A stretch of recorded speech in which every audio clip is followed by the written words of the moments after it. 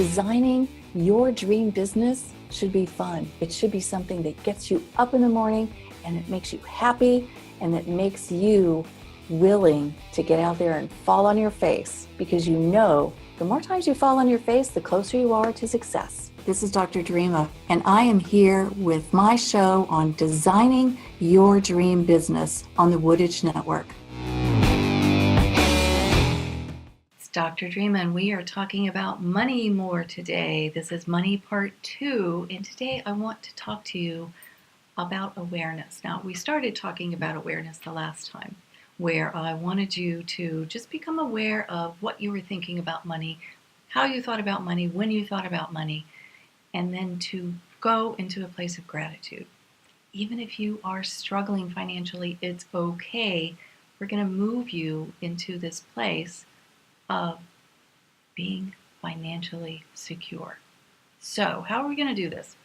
First of all, I want you to bring this awareness of what are your goals? And we have talked about goals before, but I'm going to reiterate here. What happens with our goals? Now, you can say, I want to make more money. I want to have more money. Great. That's not a goal. That's a wish. A goal has to have an action plan attached to it. It has to be specific. So if you want more money, what does that mean? Let's say you want $6,000. What do you want that $6,000 for? So you see, when we begin to create goals, we need to have what's it for attached to it, because otherwise it remains this amorphous, I want. That's not a goal. So if you break that down and go, all right, I need $6,000 by this time. Here's how I'm going to accomplish that, whether it's through selling services, selling products, getting rid of some stocks, who knows? That's up to you. But you have to be specific about how you're going to accomplish that. So if you're doing $6,000 and you sell services for $2,000, then you need 3 clients, right? So you begin to break it down. When we break things down, we next go, here's what I'm going to use that money for. Because we need to be specific about this idea that money coming in has a purpose. Remember, money is just a commodity in which we're exchanging it for products, services, other commodities. That's all it is. But when we're working with our money story, and it's got this baggage attached, there is a set point where your subconscious goes, you can't have more than 4,000. Because that's all you really need. You don't actually need to replace your washing machine and dryer right now. It's not broken, so I'm gonna actually let you get up to 4,000, but that's gonna be it. That's what we're battling against when we're trying to change our money story. So let's change our money story by creating a visualization for yourself. Visualize yourself achieving your goal. Visualize yourself getting the sale from that first, second, third client. And when you're doing the visualization, really lean into it. Let yourself feel how good it feels when you get that first client, when the second one says yes, when the third one says yes.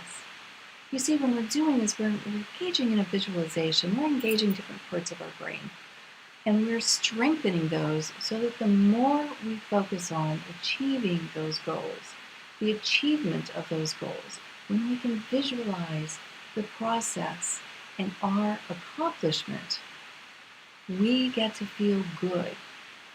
This is why if you can do this throughout the day, just taking a few moments just to imagine yourself going through this process, just visualizing what it's going to feel like, what it's going to look like, what you're going to do each time you secure a goal that gets you closer and closer to your big goal. All of these things are important, but you're going to see that we're also going to be talking about what you also need. You see, this is all part of the foundation that we're building. We're building a foundation in which your subconscious is being retrained to accept a new money story. And the only way we can do that is by being consistent. So just like I was talking yesterday about this whole idea about choosing how you want to feel, thinking about your money story, and then being aware of those thoughts and feelings. Now we're going to create for you what you want it to look like. What do you really want your life to look like? What do you really want your financial state to be?